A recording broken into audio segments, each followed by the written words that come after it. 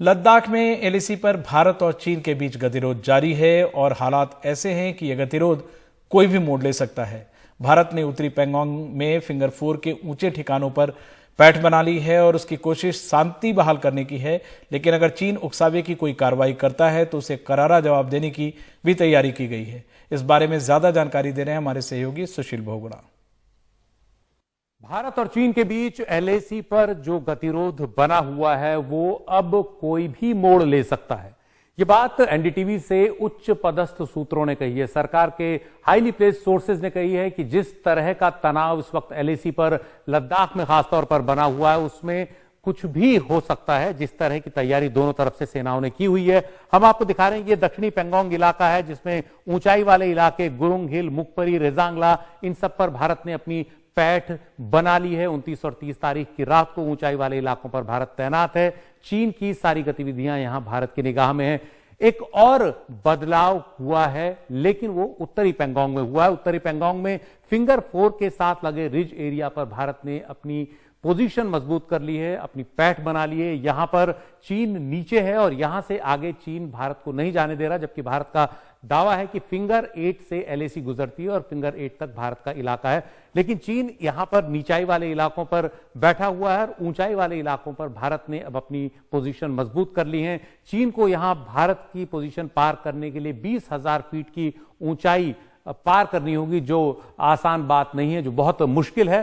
तो ये उत्तरी पैंगोंग में एक जो नया डेवलपमेंट हुआ है वो है। अगली तस्वीर आपको दिखाते हैं कि क्या इस वक्त है भारत और चीन की सेनाओं के बीच स्थिति तनाव की जो बनी हुई है। अगली तस्वीर में आप फिंगर 4 ही देख रहे हैं। इसके बाद एक और तस्वीर हम आपको दिखाएंगे जिसमें आप देख सकते हैं कि भारत और चीन के जो सैनिक हैं उनके बीच किस तरह की तनातनी है। ये चीनी सैनिकों का 2 दिन पुरानी तस्वीर है जिसमें चीनी सैनिक अपने साथ एक तरह से भाले लेकर के खड़े हैं, वहां पर मशेटी लगा करके अपने एक तरह से लाठियों पर खड़े हैं और ये एक तरह से मध्ययुगीन हथियार की तरह उनके हाथ में। लेकिन ये भी ध्यान रखना होगा कि उन सब के पास ऑटोमेटिक राइफल्स हैं और अत्याधुनिक हथियार भी हैं। तो इस तरह की पोजीशनिंग चीन ने वहां की हुई है। अब इसमें होगा क्या, कौन सी स्थिति है जो रेड लाइन बन सकती है। भारत जिन इलाकों में तैनात है वहां कुछ दूरी पर भारत ने कंटीले तार बिछाए हुए हैं। अगर चीन इन कंटीले तारों को पार करता है तो भारत की तरफ से जवाबी कार्रवाई शुरू हो सकती है। भारत ने चीन को साफ बता दिया है कि अगर वो ऊपर आने की कोशिश किया और उसने ये कंटीले तार पर पार करने की कोशिश की तो भारत फिर रुकेगा नहीं। भारतीय जवान उसका तुरंत जवाब देंगे।